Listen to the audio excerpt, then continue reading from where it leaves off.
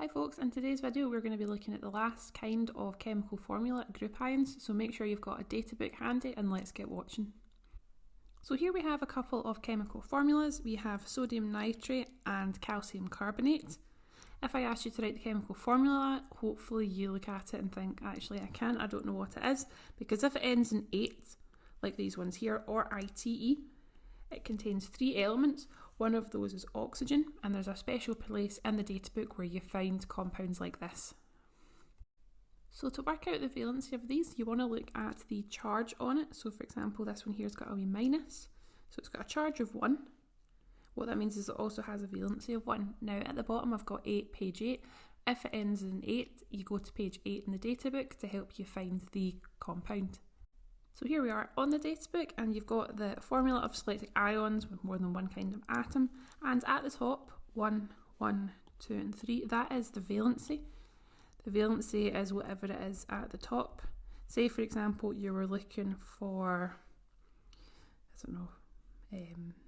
permanganate for example. Here we go, valency of 1, or sulfate, a valency of 2.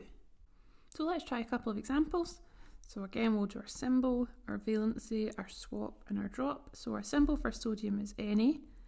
It's in group 1, so it has a valency of 1.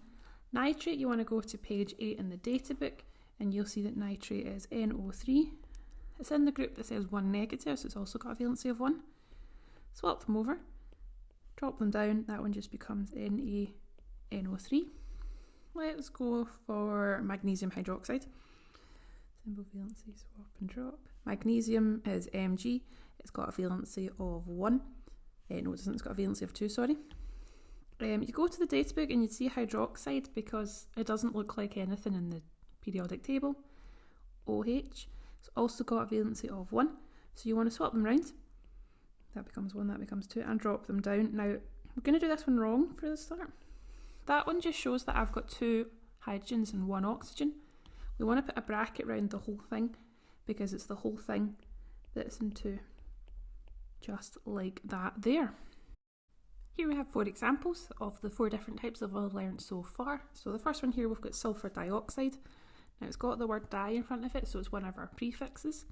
So what that means is you just simply write it as it is, so 1 sulfur and 2 oxygen. Here we have iron 2 chloride. Now iron's got the valency in brackets, so iron's got the symbol Fe with valency of 2. Chlorine is Cl, it's in group 7, so it's got a valency of 1. Swap them over, that becomes FeCl2. Carbon hydride, so no prefixes, no transition metals, doesn't end in 8, so it's just our straightforward swap and drop. Carbon symbol is C, and it's got a valency of 4. Hydride is hydrogen with a valency of 1. Swap them over and you have CH4. And then last but not least is the one that we've just learnt about. Calcium Ca and is in group 2. Carbonate ends in 8, so you'd go to the Databook and you'd see that it is CO3. It also has a valency of 2. So you swap them over, they become 2. You can also cancel them down to become 1 to just write CaCO3.